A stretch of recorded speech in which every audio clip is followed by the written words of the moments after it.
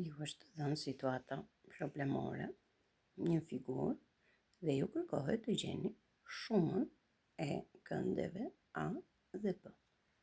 Pra, si që shikoni, nuk keni asnjë të dhënë tjetër. Por edhe është në figurë.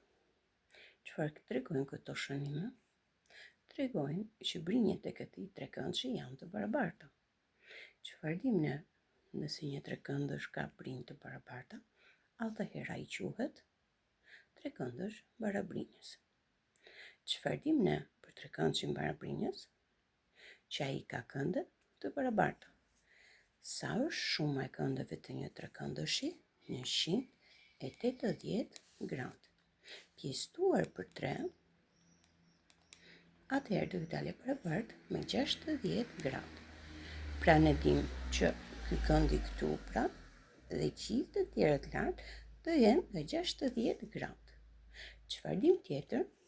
Që këndi i shtrirë që kalon këtu, pra ky këndi i gjithë, është 180 gradë. Atëherë nga se përbëhet ai? Përbëhet nga A plus 60 gradë plus B dhe është i barabartë me 180 gradë. Ne duam vetëm A plus B baras me 180 minus 60 gradë. Pra A plus B do të jetë barabartë me 120 gradë. Pra ti nuk mund të thuash që A-ja është e barabartë me B, sepse varet nga pozicioni në të cilin mund të vendoset trekëndëshi i dhënë.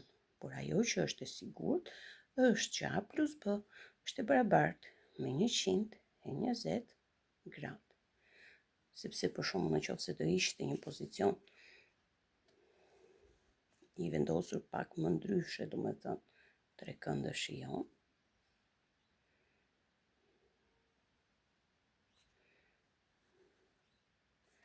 atëherë siç shikoni, ky këndi këtu për shembull me sy duket më i vogël se sa ky. Pra ju gjithmonë mendohet që do jetë po ky pozicioni. Kjo është thjesht A dhe B. Pra dy kënde do të thotë që A dhe B janë dy kënde të ndryshme. Kjo pra është një situatë problemore që kërkon zgjidhje. Pra si që shikoni zgjidhjet, ju duhet t'i gjeni duke bërë pyetje të një pas njëshme. Pra shikoj figurën me kujdes. Çfarë kam të dhënë? Gjej të dhënat që kam nga figura. Çfarë di për këto të dhëna? Si mund të gjej atë që mungon? Dhe duke zbatuar njohuritë që ti ke në lidhje me trekëndshat, në lidhje me masën e shumës së këndeve të trekëndshave, në lidhje me këndin 180 gradë dhe pjesë të tij, atëherë ti gjen se sa është A plus B në këtë rast.